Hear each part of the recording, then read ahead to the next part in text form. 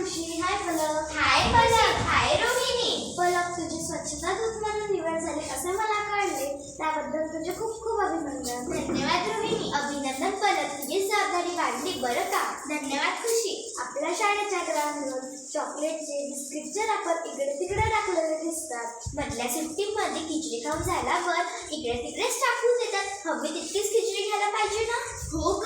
तसेच वर्गातील शॉर्पनरचे छिलके, चॉकलेटचे रॅपर, बिस्किटचे रॅपर बेंच खालीच टाकून देतात. एवढेच नाही तर च्युइंगम बेंच खालीच चिपकवून देतात. असं करायला नको.